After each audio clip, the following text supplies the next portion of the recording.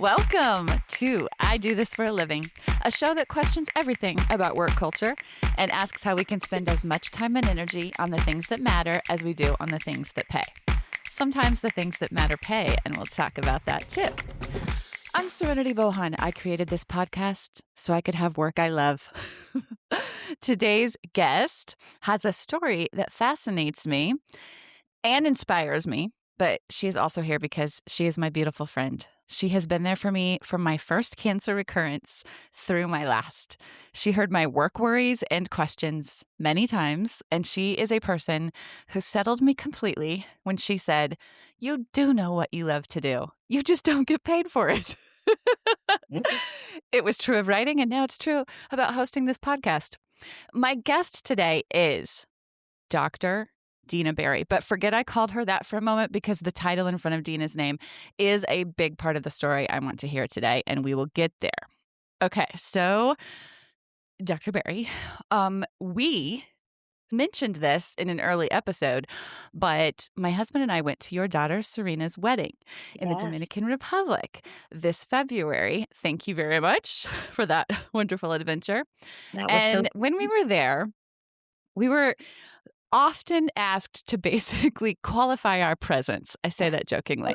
But of all of us who were there, wondered who each other were. And so it was kind of, why were we there and how did we know you? And so it provided context for our introductions. So it's not like I was saying, I'm a project manager in pharmaceutical market research. It was, they have 3 girls and we have 3 boys, and here's how their ages line up. And we met when 2 of them were in a play together, It was context. So I'm kind of wondering if you remember the last time you had to introduce yourself and how it went. I don't know if I remember. So you haven't been at a doctor conference recently or something where you would introduce yourself that way. What if you were at a ball game?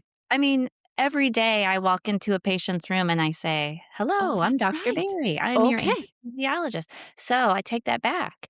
I was thinking more like in a, large group or for meeting someone for the first time. But I do it probably 30 times a day.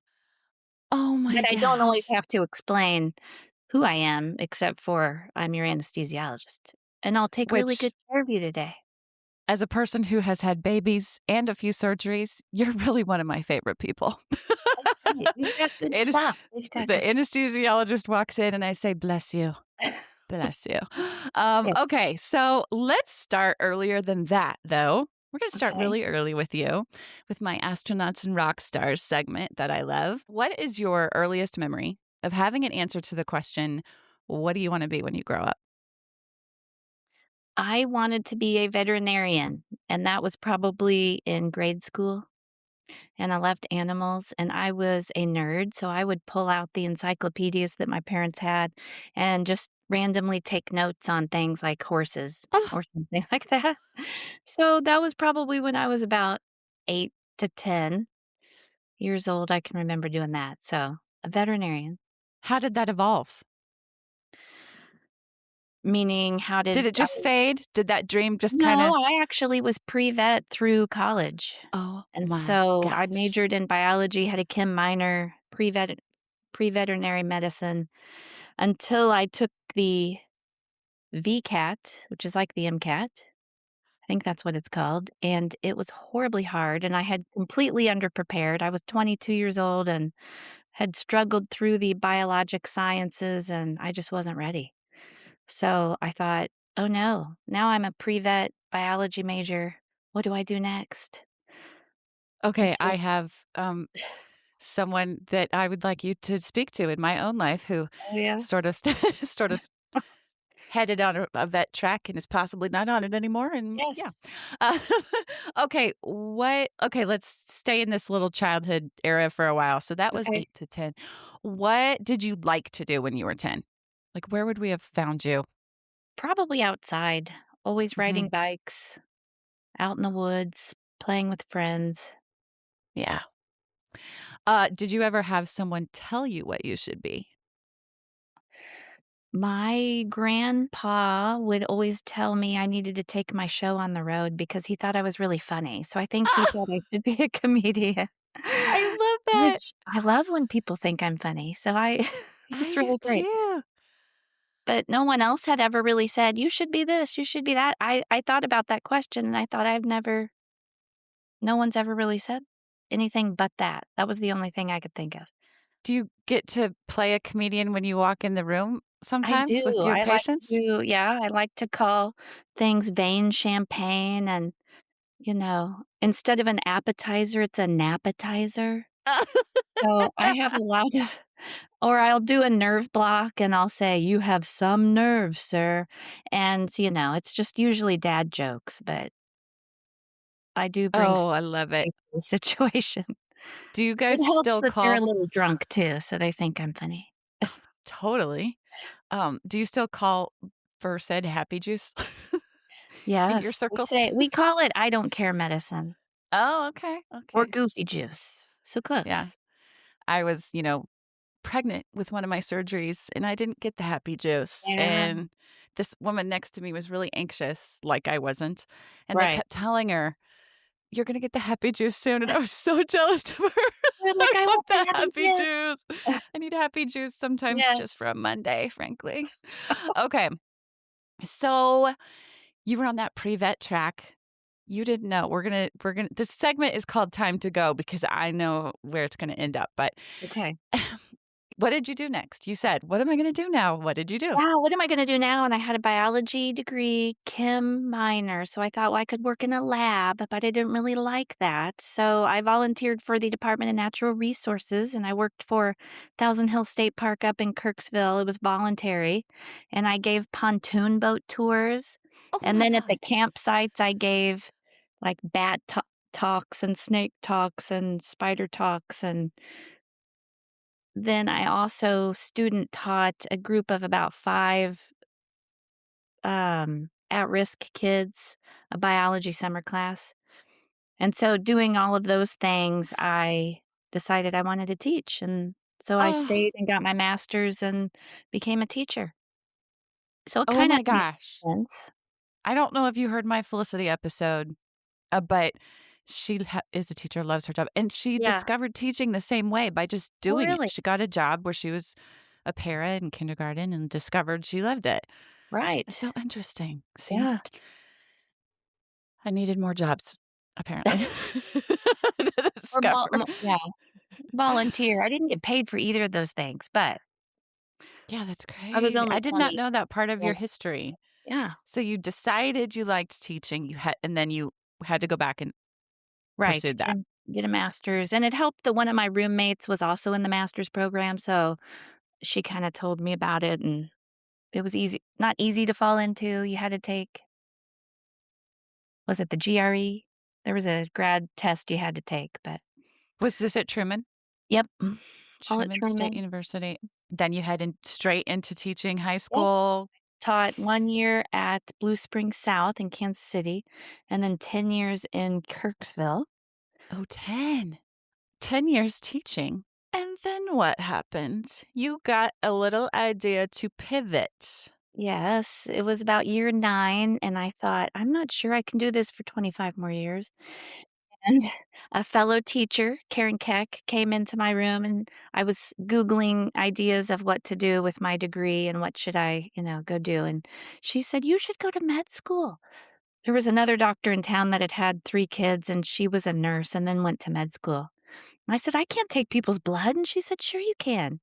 And then she walked out of the room, and I was like, "Huh." And so I started researching that, and it sounds kinda crazy that I fell into that, but I never it wasn't that I always wanted to be a doctor. I was gonna be a veterinarian, which I guess is kind of, Similar. Okay. same Are you realm. willing to tell us? I'm sure we could do the math, but what your age was at this point when you're thinking, I'm going to So go to medical school? I when I started med school, I was 34. I Okay. turned 35, like, 2 months into med school, and my kids were 8, 7, and 5. So as I'm teaching my last year, I had to take the MCAT, and so I was teaching my normal I taught AP Chem, chemistry, and biology, and so doing a little studying on the side and taking practice tests, and crying because I was failing them. And Oh, I had a student named Martin DeStefano who, he tutored me while the kids were working on stuff. He'd come back and he would reteach me trigonometry because you had to have that for the MCAT. oh my So he gosh. helped me kinda pass the MCAT. But it was all computer and it was a whole new game. I'd been out of classes for 11 years, so back then it was all paper pencil and now it's computer and Oh, wow. yeah. Okay, it's so interesting how people tell their stories or how poorly I remember people's stories because I I probably didn't remember it know I that. remember another element of you deciding to go to medical school, and it's just so fascinating that there's usually layers to these decisions. Right. And I thought I remembered you kind of thought you wanted out of teaching and there was a job at the medical Yes. school. Oh, yeah. Okay. So that was another thing I looked at is AT still had it was called an instructor coordinator, and you sat at the back of the classroom, and you made sure the instructor had PowerPoint all put together, hooked up, you passed out papers, you probably graded, entered, you did all the paperwork for the professor. And the thought came to me, it was totally a lateral move, like it was I'd get paid the same as a teacher, which isn't much, and then you also had to work summers, so it was like, "This doesn't sound that great." Right. But I thought, "Cool, I'll get to sit in the back and learn neurology for fun." It was kinda back to those veterinary days of when I was 8 to 10, "I'll just learn this for fun." And then it dawned on me, you know, why don't I just go? Oh But my you're gosh. scared, you're 34, you got 3 kids, you're like 7 to 8 years of training. You know, how can I put my family through that? How can I leave a paying job? Lots of decisions there. So But I many. came home that night and I remember telling Jim, my husband, and I said, "So, what do you think if I went to med school?" And I remember he sat up, looked at me, "Are you serious?" Like, "Yeah." And he was like, "That's awesome." And never doubted me, never, Ah, "Let's do this." I love that story so much. I can't even tell you. You were about to turn 35. So how old would your classmates have been typically in They medical school? were Your first year, average 26 was average. 26. I Okay. was the 6th oldest in my class, so there were actually crazier people than me there. Yeah. And the Yeah. funny thing was a lot of them had no science background, like, they were construction manager, accountant, Oh my and so they goodness. had to go back and get their prerequisites and take the MCAT and get into med school, whereas I was, lucky because I just had to take the MCAT. I had all the prereqs. I did not remember that about you either. I thought you did have to take some. So you're 9 years into teaching when you decided this, and then you taught one more year, a 10th Right, year, and then you were right. in medical school. Yep. Wow. Okay. I applied in January, and then that would have been of '07, and then I got accepted in April. I was kinda late, so I was on their waiting list and then got in April and then started in July of '07. Is there anything about leaving teaching that you want to talk about that was about leaving teaching and not going to the next thing? Meaning, Did do you I like, you first decided, "I think I want out of teaching," before Yeah, you figured out, and it's gonna be medical school. So right. what was it about teaching that was done for you? Oh, I think I was becoming cynical, and I was Oh. becoming somebody I didn't wanna be. I had to start making really tight boundaries. I couldn't be myself because kids don't always know when to not cross the boundary, and so I was becoming somebody I didn't like. I used to hop out of bed, I couldn't wait to go to teach, and we'd have fun, and I loved my students, and it was great, and then it just started to become same story, different kid. I mean, kudos to all the teachers out there that stay for all those years. I always think that's amazing. Yeah. Yeah. I love stories about the evolution of our work. I Yeah. just love your story. I love you did it for many years. You didn't go, even the change from being a veterinarian to being a teacher. I just love how you just found those pivots Right. and you Well, took them. knowing I was gonna talk to you, I was thinking back to all of those things, and it's kind of funny that I just kind of fell into a lot of things, and I don't know if it's not just luck, it was like God just would open a door and I would walk through it. I would be kinda lost, so I guess that's a little bit lucky, but I would just be presented this opportunity, and I was like, "Huh," and then it would just evolve and seemed right, and I would take the next step and walk through the door. I just love that. I think you put yourself in the position to see the door. Right. You have to be Yeah. looking for the door. Okay. Okay. 'Cause it wasn't like I was just out there and the door hit me in the face. It was like I was looking for doors, and then some doors opened, and then one would open really wide, and it seemed right, and I'd be like, "I'm gonna go through that door." And then that would lead to another door. Okay. I was going to say, I'm almost 50. Tell me I'm too old to go to medical school, but you don't even have to tell me that because I would not just have to take the MCAT. Let me tell you, You'd I'd have be to in take school. some not The so fun organic classes, I and you would can't hate do it. life. I can't do it. Yeah. Yeah, I can't. I I can't do it. struggled in undergrad. I was not a great student, and I think teaching taught me to be a good student because I Oh, had that's to teach beautiful. it, I had to learn it, and I had to make the kids understand, and I understood why they didn't understand because I didn't understand when I was in school, so I felt like I had a good communication skill with the kids, and doing all of that when I went to med school, I could figure out what the teacher was gonna ask just by what I would ask if I was them, or the Oh way my that they gosh. inflected something, or I wasn't always right, but I could kind of figure it out. I could not have done med school at 22, but Yeah. at 34, I had some life skills, some study skills to succeed. So even though that's a crazy story to go at that age with kids that age, for me, it personally worked. Yeah. I love that. How everything was a building block. Right. So that's really cool that teaching made you a better student. I'm sure you still would not call medical school easy, but you No. handled But it. But I enjoyed it. I only had to Did worry you? about in school about myself instead of 150 Mhm. teenagers, so it was a little bit I felt a little bit spoiled because I got to go to school. What would your do you know what your girls would say about that time in life? Let me set this up a little. I just interviewed, my younger sister who's actually gonna that episode will be after you, I think. And she was in ministry for a while, worship pastor. She always Mhm. felt really sorry for her kids, like they were getting cheated, because she was busy on Sundays and things like that. Right. And they told her later, they're like, "We didn't care. We were Oh, fine with it." completely. That's exactly what my Same? kids would say. It's the mom guilt. I think as a mom, you just have guilt even if you stay at home with your kids. At the end of the day, you'll think, "Uh-oh, did I do too many house projects? Did I pay enough attention to my kids? Did I engage them enough? Did I do this?" And I think moms just have this guilt, and I don't know why.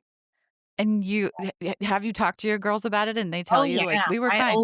I'll get sappy. They've told me so many times how proud they are of me and how they don't remember feeling like I was abandoning them or anything like that because so many other people would give us trouble about that. But they reassure me that that is not the case. I love that. Yeah. That's so cool, and I know that there's a lesson in it that we might worry about the wrong things when we're wondering what our Yeah, kids think of our choices. for sure. Although, don't move your child from his childhood home when he's I don't remember how old Drew is, but I don't think he's forgiven me yet. But Oh, hey, we you kinda moved have a similar ours when story. they were also high school, and they're all fine. They're all fine. They're all The fine. kids are gonna The be kids are fine. fine. They're very resilient. They will learn good lessons. Yeah. Um, so, you've already told us you're an anesthesiologist. When you go to Yes. medical school, if people don't know, which I'm sure they do, you don't necessarily choose from the beginning what kind of doctor you're going to be. How did that path work for you where you chose anesthesiology? When I was a second year, I knew a senior resident, so that means she was like 6 years ahead of me. Her name was Linda Hodges, and she said, if you, because she was a critical care fellow and did internal medicine, and she said, I wish I would have done anesthesiology. I mean, she might not agree with that right now, but back then, that's what she said. And she said, if you have any interest at all, you need to start going to their journal clubs. It is an awesome specialty for moms. You know, you can maybe set your schedule the way you want, and it's a really cool specialty. So she said, just start going to their journal clubs, and I took her word for it, and I was like, "Okay, I'll start going." So I started to go, and then your 3rd year, you do a rotation with them, and the group in Kirksville was amazing.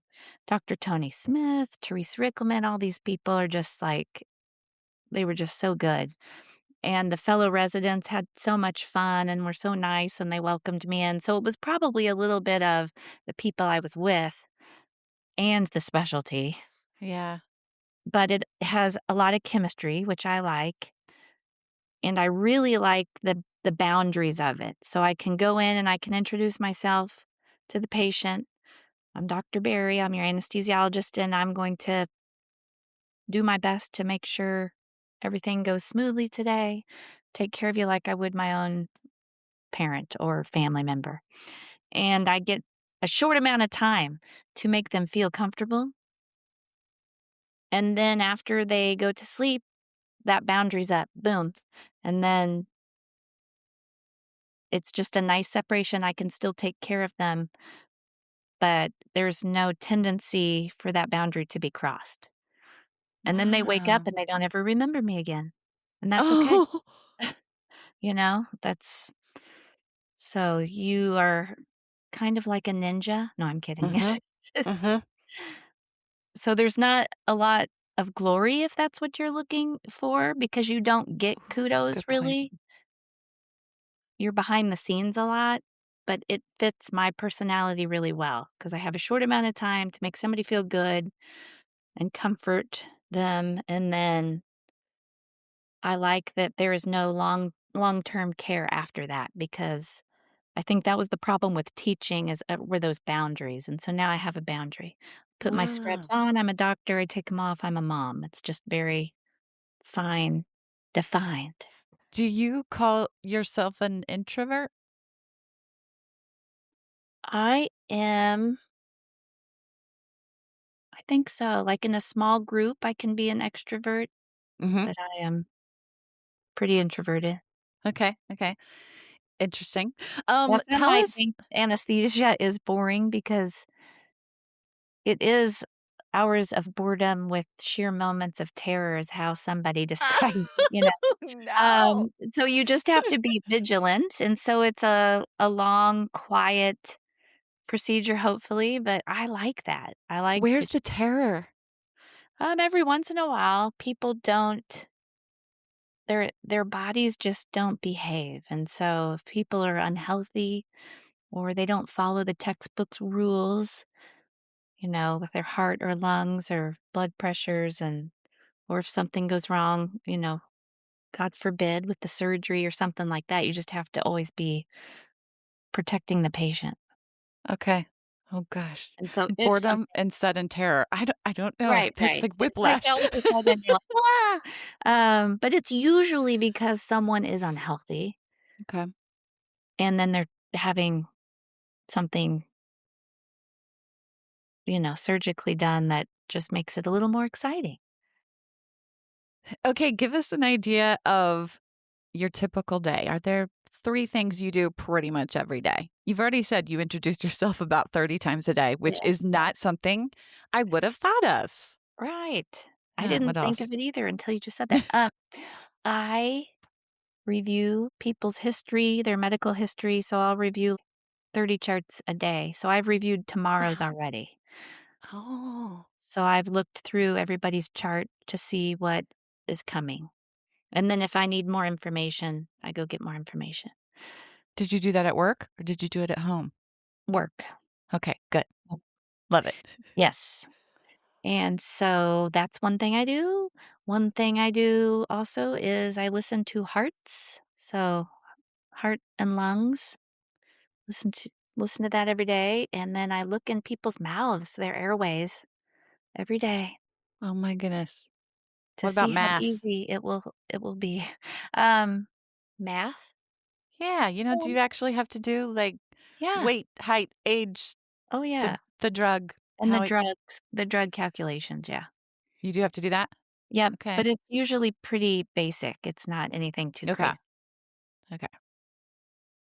Interesting. Like I had today, it's like if I'm taking 37.5 minus 100, boom, something like that. That's but sometimes you're like, "Oh, ah."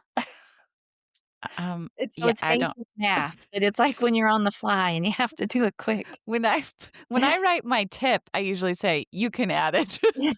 You can put the total. Oh, This is the tip amount." Oh my that's goodness. I funny. can't do math in public, Right, I know. Maybe in private. Um, okay, one thing about your work that matters. I would just refer back to when I said in 2 minutes, I'm making someone feel comfortable with the fact that I am going to take care of their body. They have to give their complete control to me. Wow. And I Yeah. don't I don't really see that. I take it for granted that I do that. I don't think about that in those terms, but that is essentially what's happening is I give them medicine to make them go to sleep, but I also control their breathing and make sure all their Yeah. vital signs are I don't think A-okay. people even realize the danger you're monitoring Right. when we get put Hopefully, to sleep. At least I anybody don't. listening to your podcast is not having surgery in the next couple days. No, I'm just kidding. It's gonna go great. It's gonna go great. Y They'll just hope they get someone like you that's gonna That's make them feel right. comfortable. Yes. That's And my f I'm very close with my parents, and so I always picture if one of them was in my care, this is how. So I do take it very seriously that I want my parents to have someone like me if they were gonna have surgery. yeah. Do you, so you work Monday through Friday, right? What are your hours? I get there by 6 AM, and I work 1 to 2 long shifts a week. So if that's the case yesterday was a long shift, and so I worked 6 AM to 5 PM. So I'll work 10 to That 12 is long. hours on a I didn't know long you day, did shifts like that, the long but days. then you just go till the surgeries are done. And then today, because I was long shift yesterday, I got out early, so I worked 6 AM to about 11:30 AM. So I got the short shift. So I work Okay. anywhere from, you know, 4 hours to 12 hours My a day, but goodness. it averages anywhere from 32 to 42 hours a week. Okay. During the holidays, Christmas, when everybody wants to get in their deductible, maybe 50 to 52 hours a week, which I don't like, but I also know it's short-lived. It's not gonna be that way the whole year. Last week, I worked 32 hours. It was awesome. Isn't This it? week, That's it'll just be I closer love to that. 40 probably. And you said you've already prepped the charts for tomorrow. So do Right. you never do emergency? It's always No, sometimes they'll add on a case, but it's still elective. okay. But Okay. it would be like today we had 2 kids that broke a bone, and so it has to be fixed, but it's not life or death emergent, it just can be an add-on, and so it's still elective, they call it. So what tell the people you don't work in a hospital. Where is it that I you work at Columbia Orthopedic Surgery Center, and it is a 6 OR surgery center at the bottom of, clinics. So they have their own pharmacy, their own MRI. We do all orthopedics, but we also have a plastic surgeon, and she does some things. So every once in a while, we'll get somebody to join like that. She doesn't really have an um, surgical home, so she has her own clinic, but then she brings her patients to our OR. But otherwise, we do hip replacements, knee replacements, neck surgeries, back surgeries, ankle surgeries, fractures, hand surgeries, lots of shoulder surgeries. Fun fact, I'm probably wrong, but I think that's where I was diagnosed Oh, with, maybe, I think possibly because it was maybe. what we thought was a ganglion cyst, and it turned Do you out to remember who did it? Who the diagnosed? doctor was Eckenrode. Oh, yeah. Yeah? He is not there, but I have heard of him. Yeah. It Yeah, was a hard day, but he did a great job. Yeah, it was scary. yeah, I bet. Um, okay. Do you get the Sunday night blues? I luckily don't. Oh. I know. I don't know if Did you when that's you were teaching? I think I did probably when it was the beginning of a year or if I was starting a new job. Okay. And they 'Cause still throw things like that at me now. We are covering anesthesia at an eye center, so they have kind of farmed us out where we go once a week and do cataracts, retina detachment kind of and so I'm at another facility and I don't like that, so I will get the Sunday night blues on a Wednesday night before I have to go do that because I don't like it, and I don't okay. really have a choice. I'm accepting it. But Interesting. I do so when they throw something new at me, sometimes I will, but on the reg, I don't get Sunday night blues. I love it. Very happy for you. I am. I'm not jealous at all. I'm happy. Even though I But have to get up at the crack of dawn. yeah, the crack of dawn. Yeah, I think that would I think that would be really hard for me, but, it's hard to know. yeah, I'm kind of trying to turn this podcast into a research project, and I've wondered with that Sunday Night Blues thing, I think there's an element that it's circumstantial, and so the more you like your job or don't may right. add to it, but I really think there's a little bit of personality in there, There could be. possibly. I think some When I people are was more a student inclined. teacher, I had Sunday night blues every single night, like, it just depends Really? on or during residency, I'm sure there were certain rotations where it was just so I've had them before, but Uh-huh. I like my job so much currently, and I've been here this is my 6th year that I do not get them, so that is nice, but I've It's had the them. dream, in I my know what it's opinion. like. Yeah. Yeah, yeah. Um, what what is something you wish about work, if anything? This is the first job I've had where I feel fairly compensated to do what I'm being asked to do and valued and appreciated, so obviously wouldn't change that part. But being an anesthesiologist, you manage a lot of people. You don't just do the anesthesia, you manage CRNAs and you manage the pre and Oh. post-op patients and the nurses and not really manage them, but you're helping the OR run smoothly and safely. And sometimes when you manage people, there are difficult personalities. Mhm. And so that's in every job. So that Yeah, would be one thing I would change is if there was possibly that where I worked, which yeah, there might be a couple that are challenging. yeah. Perfect relationships. That's a good wish. I like that wish. Yes. Does your workplace do anything particularly well when it comes to employee engagement, work-life balance, or otherwise making you wanna keep working there? You said you really like it.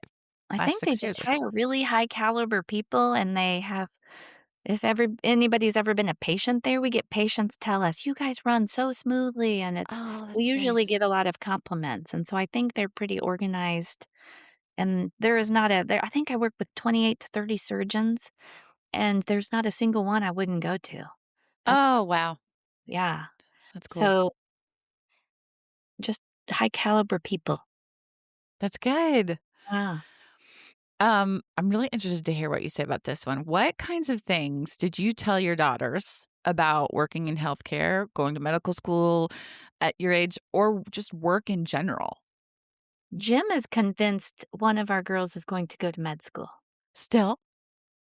It is not gonna be Serena because she doesn't like science. That's my oldest. She's 27. It's not gonna be Haley. She's gonna be 26 this Sunday, and she majored in biology because she was pre-med, and then everywhere she went, she passed out when she did Oh, anything medical. oh, Um, Even derm. My brother's a dermatologist, and she would go shadow him, and he had one of his assistants behind her to catch her. oh my So, goodness. it won't be her. I think it's gonna be Jaden, but she hasn't figured it out yet. But she's exercise science, and I think she would really like med school. The only thing I worry about is when you go through med school, if anybody's in medicine, they know that there's this hierarchy of just medical professionals, and sometimes it can be pretty tough. She's a pretty sensitive character. It took me a while to get over that, especially in the OR. It can be a pretty rough place if you are sensitive because people are not um soft in how they speak or that I Mhm. don't word I wanna use, but they're Do you very watch blunt. medical dramas? No, I Grey's kinda Anatomy, stuff like figured that? if somebody has it on, I wanna watch it, but I don't watch it because I kinda live it, so I wanna watch It something else. totally. But my oldest son is graduating medical school this weekend. Yeah, that's And this he weekend. yeah, and we got really into The Pit and asked him if he was watching it. He said, "No way." It's just Yeah. same thing. It's When I but was in I his don't think shoes, he I watched Scrubs, and it was You did? because It it was completely was comical. funny. It was There's funny. very little Yeah. medicine in there, it's just like the people are funny. Well, what I was gonna say is comparing them. You talk about the way people talk to, and you can need a really thick skin. Yes. So we were Grey's Anatomy fans, watched that a lot. It's very dramatic. It's very, somebody's always yelling at someone for screwing Yes. up, and Right. the cases are always very, very dramatic. It is always it's not just a cold, she's going to die of blah, blah, blah, it's and also she's being, domestic violence. It's a domestic violence case and you Yes. didn't. Anyway, it's always that. The Pit is much more people say it is more real, very realistic. And we noticed, especially the first season, no one really was yelling at each other. They were pretty Mm. supportive of each other. They would teach. I think things in general are getting better, I think. Do you? I hope. I hope so too. But I shed many tears through the years from never in person, though. I always did it That's in the good. bathroom or at home. Yeah, I don't have that thick skin thing down myself. Oof. And I don't want part of me Rough. doesn't want to. Yeah. I'm like I people will say that you just need a thick skin for such and such person, and I say I don't want a thick skin. I'm kind of okay Right, being a sensitive right. person who really feels life. The hardest part, and this applies to all of life, but it's hard to understand how someone can treat somebody that way and not feel bad about it. Yeah, And you expect people to treat you the way that you would treat them, and that's not always true. yeah. I can't have expectations of someone being how I am because that's just not gonna happen, but Do you find in general people are supportive of each other? Like, let's say there's a real tough personality who's pretty much Mhm. yelling at everyone all the time. Do you kind of cling together the rest of you, or do Yeah, you feel I pretty think alone that when you get where I work now, if that were to happen, they would put a stop to it. okay, cool. The I head like that. nurse, if, it would get to her and she kinda is the director of the OR, and she would say, "Nope, we're not doing that." That's good. So it's kinda nice that they're so supportive. Yeah. Chalk another one up to good workplace. Yes. Um, so what let's say I was going to say what might you tell somebody who thinks they might be interested in healthcare today? You can even speak straight to Jaden. Mhm. Let's Well, I say think the Jaden's like, thing "Tell me more, mom. What's it really like? What should I be concerned about? What yeah, should I ask myself?" we get a lot of people that wanna shadow, and they will say they want to be a physician assistant, or they want to be a nurse, or they want to be a nurse anesthetist, and all of those things are 100% awesome careers. But I think the thing that scares people away from going to med school is the time, and it's very daunting. They're thinking, "Oh my gosh, that is 8 years of my life, like, I don't know." And it was even when I was 34 thinking, "I will be 42 when I'm done." And my mom gave the advice that made a lot of sense. She's like, "Well, you're gonna be 42 anyway." Oh, goodness, I And love it that was very advice. Mhm. simple, but it was like, "You're right, mom." And so do I wanna be a 42-year-old that stayed in teaching 8 years too long and is now really nasty? Or I wanna start something else? And I was surprised her nor my dad when I told him I was wanting to do med school, neither one of them said, "You're crazy." And my brother and his wife both went through med school, and neither one of them said it either, even though I think they thought, "You're crazy." They didn't say it to my face, "You're crazy." Yeah. Um, but Did they my do it point. traditionally? They just kinda went. Yes, yeah, they Yeah. did it traditionally. They were normal, but that I'm bringing this all around to say that I would tell someone who's interested in healthcare to just take it one day at a time. And your first 4 years are school, and the next 4 you do get paid. It's still training, but it's residency. So even though it is 8 years Yeah. of training, it's I mean, if you just look at it like it's a job you're being trained for those second 4 years, you're earning money. And the first 4, 2 of those are when you're in the classroom, and then 2 of those is like you're voluntarily working. I was lucky because I had a sugar daddy making money at home.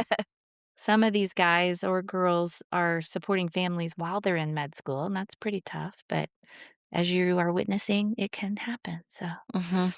you just get to hope you pay it back later. So, take one day at a time, and the other advice I would give is it's always who you know. I knew so many people from teaching and in the Kirksville community that helped me through med school and residency, getting a job. It's always who you know. And don't Oh, burn good. bridges. I've got so much advice. Don't burn bridges because you never know. Like that one kid in your class that you just wanted to yell at. Well, his dad might be your attending physician 10 years later. And luckily, I was always nice because I saw the circle of life big That's time. brilliant. Yeah. Don't burn bridges. Don't burn bridges. Take one day at a time. Don't burn bridges. And it's who you know. It's who you know. How about, so you really like your job and you just described your kind of work-life balance that sounds pretty sweet, pretty normal It is compared to nice. what some stories we hear from healthcare. So let's say you know someone else in healthcare who's really burned out right now. Would it is it possible they're just in the wrong job in healthcare? It could be. I think healthcare, though, is I mean, it's so intense. But you're right. I have friends that were my fellow residents, and they're working in hospitals and just being beat down. So maybe if Mhm. they switch to being outpatient surgery like I am and they're not Mhm. on call as much, or,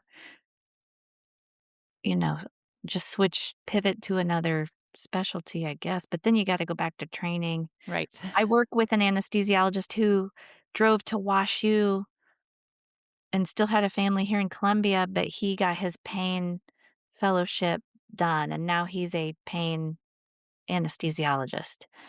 So there are other things you can do. And maybe people leave. I've known a few people that got their medical degree and don't practice medicine, which seems like a Wow. lot of work, but Yeah. if it makes you miserable. Yeah. See, that's what I said, like episode 2 with Michael. I believe in quitting.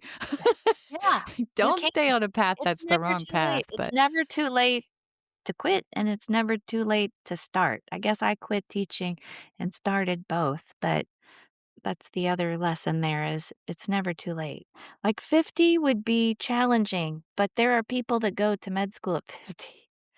yeah, my That son told me is, that too. I mean, that's a lot, but And I, good. I visit this conversation with Felicity just every several years. Well, my whole family, but should I go back to school? Should I consider this or that? And Felicity has used that advice your mom did. Those 4 years or those, they're going to pass anyway. Right. So it's really good advice if people It can is. understand how to see it.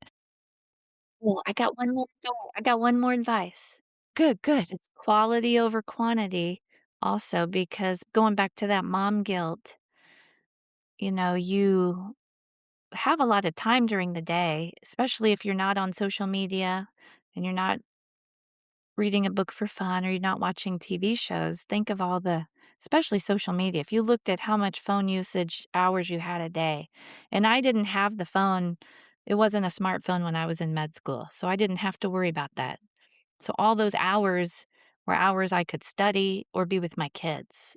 And I think a lot of people are like, well, how did you do that? How did you do that? Well, you prioritize, and then the time you have with your kids, you make it quality time. And so that's the quality over quantity.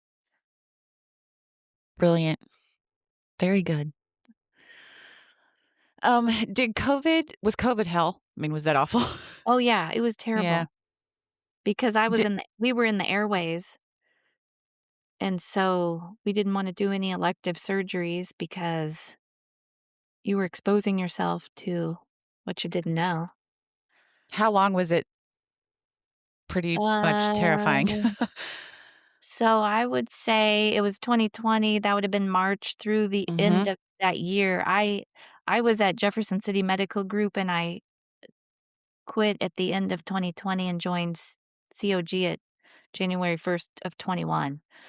And I think what happened was they just completely burnt me out. I was the only anesthesiologist down there and they were having me make um, policies and regulations of things I didn't know. Nobody knew about COVID Right. and it terrifying.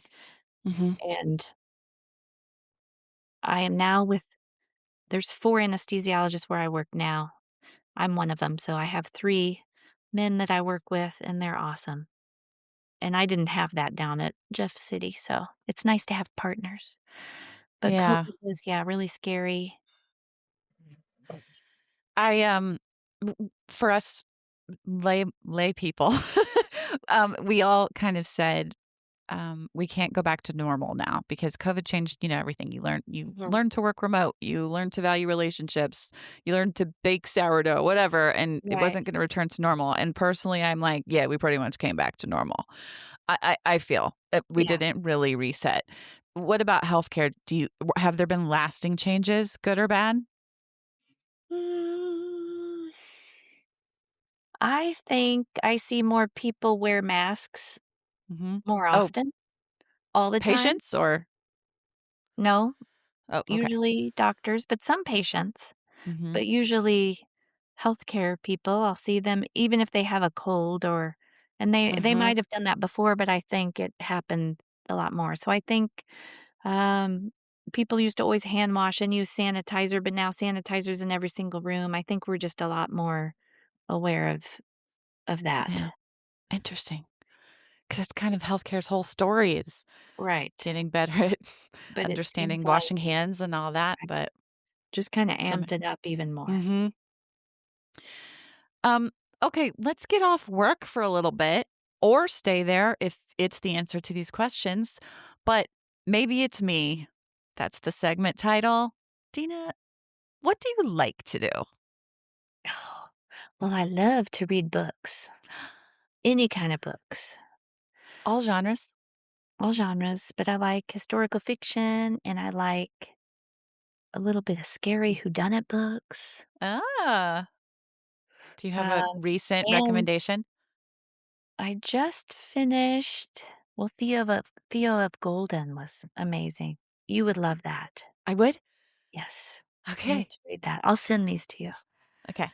And I don't know if you knew I picked the cello back up 3 years ago. I don't think I did. Yeah. So I played it through my senior year of high school and I kept it. And I always said, when my girls move out, I'm going to take lessons again. And so 3 years ago, I got a better cello and I've been taking lessons at MU through there's grad students that give lessons. And I joined the Mid Missouri community orchestra, Oh my gosh. and they play a fall and a spring concert. And I also play at our 11 a.m. mass at Newman Center. Okay, I was gonna say, I did know Super this. You showed me a picture of you at cool. church, I Yeah. think, with it, so ah, Anyway, so I've really, really enjoyed that. That's been really fun, and I've met a lot of really nice people playing the when cello. did you tell yourself, "I'm gonna pick up cello again?" When the girls are out of the I house? did ever since college. I knew I would play again, You need to play again. and it moved with us everywhere. I would keep it out of the case and set it in the corner, and I'd Ah, I have to come to a concert. You just missed the May the 4th. We did Star May Wars. the 4th be with you. Oh, man, that would've been so It was fun. good. It was good. I Oh, I mean, we're love not that. that good. We're like a really good high school orchestra, or, like, maybe not even really good. We're just we're about that level. We're not symphony or anything. It Okay. might be kinda painful. My family comes and they're like, "Oh, that was pretty good. Pretty good. Pretty good." Oh, I love that. So that's cool. So people won't know Fun. this, but you were a big sports family. Your girls were also golfers, Yeah, basketball. So you were very busy, um, running around with all that. right. Do you feel a hole? Or not really? Like, "Oh, cool, we have I Tuesday think nights free we now." absorbed so much of it like a sponge, and we just like you guys did, we lived every Mhm, single moment to the mhm. fullest. Yeah. And so I honestly don't miss it because we had so much fun doing it. I mean, Oh, I love how you're saying that. there's maybe some parts where I could picture Haley, like, doing a really cool basketball move, and I'm like, "Oh, that was so cool." But as you remember, sitting on the bleachers for that long and going to hours-long track meets and the politics of the coaching and the kids, there's also a few negatives in there too. We don't Yeah, dwell on those, but, right. we had so much fun doing it that we have those great memories, and we've just filled it with other stuff now, so I love the way you're saying that. That is such a because people ask me a lot, "Do you miss it?" yeah. Not necessarily the sports, but your kids being young and Right, in school, and I don't, but it's not, "No way, I'm so glad it's over, that was awful." right, It's for what you're sure. saying. It's, "No, Yes. that was a season, You and we lived loved it it, and we all, and it lived was it fully." amazing, and, yeah, you didn't feel like you missed out on anything, and then you're like, "That was really cool. Alright, what's next?" Yeah. Yeah, I love that. My mom is always saying, "Every season is the best." You just Yes, have to it's believe true, that. and I think that gives hope to people that have younger kids. It's like your kids will continue to be awesome Yeah, and do cool exactly. things. It They just beca changes, but it's you think you're gonna lose the three-year-old, but you don't understand you're getting this new right, person, this new right, six-year-old out of it, and it's the same person, yes, but different and yeah. right. What's something you wish you could fix? Anything? Yes, in the world, Oh in the gosh, uni don't in the even. multiverse. I don't think this podcast is ready for that. You We'll edit it. Yeah, I mean, obviously, the state of the world and our leadership is a little bit stressful, so that would for sure be something I would fix.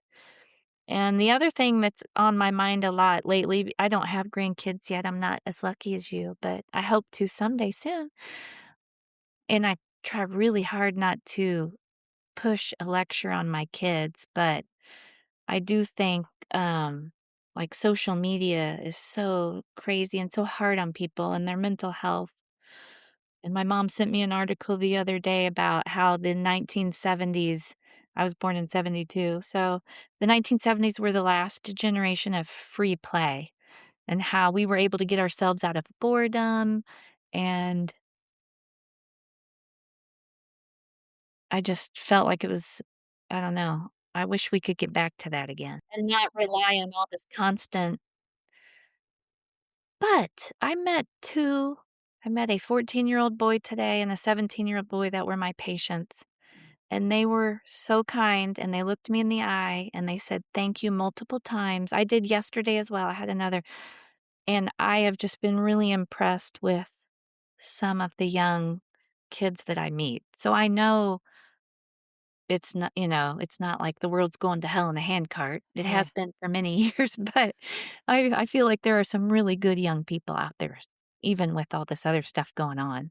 I think the older generation sometimes thinks that's not true, but Yeah. I've met some really nice kids. I love that. I wonder who wrote that article because it sounds so much like a book that my son Drew has been telling me about, The Anxious Generation. Yeah, I've heard of It that too. I'll send the yeah. article to you. Okay. It was Cool. good. I noticed I was just talking to a fellow new grandmother in this town, Linda. We ended up on the walking path together, and our sons are both very cautious about putting their little ones on Yeah, social media at all. right. So, in some ways, I think um, the younger generations are starting to figure some stuff out, Yeah. figure out how much to And put you it have to in our be able lives. to know how to use it too, so you don't wanna Hmm. it's just such a hard balance for parents now, and because you don't wanna deprive them of it, and then when they get it, they go crazy. They just have to learn how to be appropriate, I guess. That's hard. So hard. So I don't know It's a how tough to change it, conversation. but I wish I could change it And I or feel so slow it like down, I I kind guess. of feel like, okay, I don't have to decide anymore if my 12-year-old can have a Right. phone. I don't have a 12-year-old anymore. Yeah. It's like I just got through it. I don't We're know if not I worried about screwing up our kids anymore because they I may. know. I know. I No, we know. can watch them screw up their kids. It's Yeah. fine. I know. It's just like, yeah, I get to watch you guys do life now. Yes. Um, where are you at your happiest? I think anywhere I'm with my family is my happiest, so there's not really a place. Yeah. It could be anywhere, and Yeah. if I've got Jim and or the kids, that's great. When you guys are together, are you usually doing something like a game or something? Or you tend to be visitors, just hanging out? A little bit of both. Jim likes to cook, so the 2 of our girls live close, and so they come over a lot for meals, Okay, Michael and was just so. down here because I told him to come interrupt our show at some point, Uh-huh. but he must not have felt like he could intervene. Plus, I have headphones in, so he can't hear. But I really wish he'd heard Jim likes to cook. He does not like to do dishes. Let me just Oh, put that. So I'm the cleanup committee. If I cooked, I'd clean, and if he cooks, I clean, so I'd rather have him cook, and he's way better at it. He likes it. that's what I say of Michael. I mean, neither one of us really likes it, but there's certain meals he loves so much that he learned to cook them. And And he's I just good at always tell him, I'm like, you just put more love in it. When it. you cook, It's it's good. really good. When I cook, Yes. there's food on the table. That's pretty much it. But That's awesome. okay. Anything else that about your work or your fun that you feel, I wish I'd said this before we go to it worked for me. I don't think so. When I think back through all that, I think I had a lot of supporters like Mm. yourself that helped me through med school and residency. Jennifer Note-Durf, she was my friend through all of that and was such a supporting factor. But I think there were a lot of people that were naysayers too, and sometimes you remember the negatives more than the positives, Uh, so you have to really work hard to remember the positives. that's But human I nature. think that what you do on your own time, I mean, it worked for our family, and so when people were saying things like, "Are you just gonna let your kids raise themselves?" Okay. And they'd say these terrible, terrible things, and it would make my mom guilt, like, just go crazy. But now I see how awesome my kids are, and I'm like, "Man, the proof is in the pudding." Like, it's just Yeah. it is what it is, so something happened right. Yeah. And I guess I just would tell moms or dads, but I feel like I'm focusing on the moms just because I am a mom and the mom guilt factor, to not let your mom guilt like, your kids want you to be happy, so if and they're not gonna feel neglected because if they see that you're happy and you love them and the quality over quantity time, then You should follow your dream. Even Absolutely. if you don't know what your dream is, investigate, and then a door Yeah. will open and you'll find your dream. And I know personally from your daughters that they can see how you love your job now. And I Right. just think that's a beautiful thing to model. That's got to be helpful. That's got to be Yes. a cool thing for them to see. So I love that. Okay. It worked for me, Dr. Berry. I like to give my guest the last word. Do you have something big or small that has worked for you in your life? It could be maybe it led to a specific aha moment, or it regularly helps you find more purpose or meaning in life. Her eyes are big. Everyone, my producer did prepare her for this. Did I forget to look? Okay, I'm going to let you think a minute because I did forget to tell the audience something about you. When Okay. we scheduled this podcast, this is how Deana was just talking about supportive people in her own life, but she's the most supportive person I know. When we scheduled this podcast, she sent me a screenshot because she put it in her calendar, Yeah. record with Serenity or whatever. And she sent me a screenshot of all the Serenity things that popped up in her calendar. And it was things like my birthday, a surgery that I had, a doctor's visit. And I can tell you, I now know her trick because I thought she was just magical, That's but it. she It worked for me. You put things in your calendar. you put things in your calendar. That's her. It worked for me. Yes. She used to text me. I mean, I'd go have my annual checkup and I didn't, tell the whole world when that was going to happen or something. And yet there'd be a text from Deana. How did it go? What'd you find out? Now Is you everything know. good? I I'm like, how put it does on the she calendar. know? Now you know. Well, the thing that worked for me throughout all of that change with med school and residency and new jobs and kids is we are Catholic, and I'm not pushing Catholicism on everybody, but we would go to mass every Sunday.